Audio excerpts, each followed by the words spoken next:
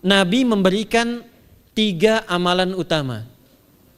Saya akan bacakan dengan cepat 3 amalan utama yang dikuatkan oleh beliau kepada para sahabat sebelum tiba Ramadan dan sampai sekarang menjadi kurikulum Ramadan Nabi. Jadi kalau ibu bapak ingin mengeluarkan kurikulum Ramadan Nabi, nanti bikin agenda saat Ramadan. Ya, supaya nggak pusing nanti. Kalau masuk hari pertama apa yang dikerjakan, hari kedua apa yang dikerjakan, subuh apa, siang apa, sore apa.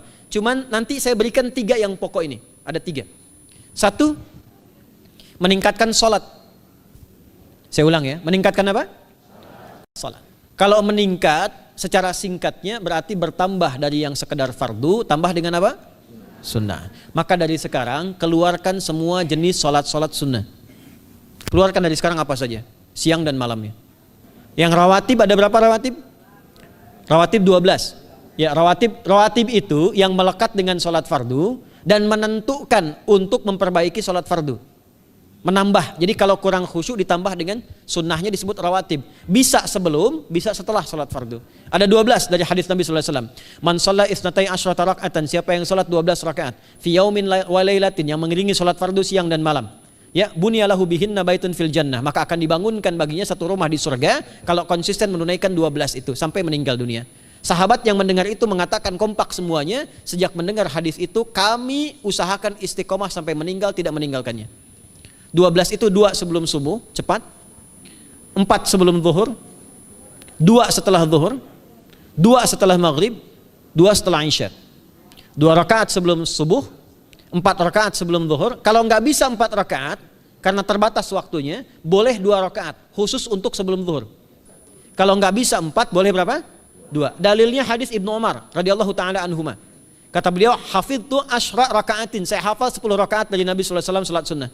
Maka menyebutkan sebelum zuhur 2 rakaat. Baik, jadi 12 ya, 2 sebelum subuh, 4 sebelum zuhur, 2 setelah zuhur, 2 setelah maghrib, 2 setelah isya. Ini yang disebut dengan rawatib. Jamak dari kata ratib. Di luar ini mutlak. Mutlak ini ada yang berdampingan dengan salat fardu, ada yang terpisah. Contoh yang berdampingan, 4 rakaat sebelum asar. 4 rakaat ini bukan disebut rawatib, tapi salat mutlak. Cuma waktunya berdampingan dengan salat fardu. Jadi dia nggak memengaruhi salat fardu, cuma punya keutamaan sendiri. Apa keutamaannya? Hadis Ibnu Umar radhiyallahu taala anhuma, ketika beliau menyampaikan qala Nabi sallallahu alaihi wasallam rahimallahu ra'an shalla qabla al-asri arba'an. Allah akan menambahkan rahmat pada orang yang terbiasa salat 4 rakaat sunnah sebelum salat asar. Jelas ya? Baik. Kemudian apalagi setelah itu? Salat di antara 2 adzan dan 2 adzan ini, adzan dan iqamah. Ya, di antara adzan dan iqamah. Tahiyatul masjid. Apalagi misalnya salat duha. Nanti ke malamnya silahkan tahajud, tingkatkan tarawihnya sampai ditutup dengan witir. Itu salat. 2 yang terakhir saya cepat. 2 yang terakhir adalah banyak berinteraksi dengan Al-Quran. Ada 3 caranya. 1, banyak membaca. Itu namanya qiraah. Silahkan Bapak Ibu siapkan dari sekarang. Targetnya khatam misalnya 1 kali. Berapa juz? 30 juz. Kalau mau gampang bagi 30. Berarti 1 hari berapa? 1 juz. Paling gampang lagi supaya nggak capek ngajinya, supaya nggak capek. Bagi 1 juz 5 waktu sholat.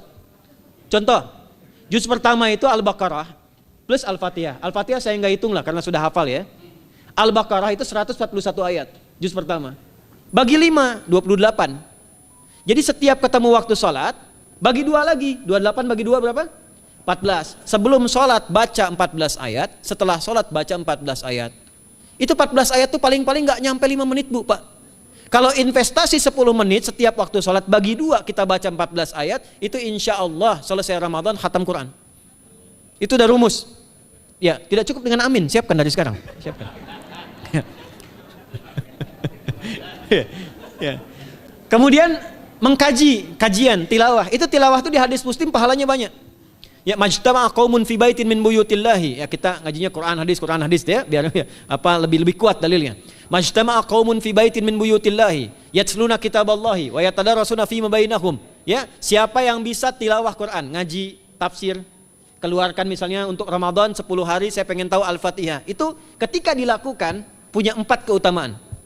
1, ghasyiyatuhum rahmah. Selama ngaji rahmat Allah dibentangkan. Kalau pengen doa cepat dikabulkan, kalau istighfar diampuni.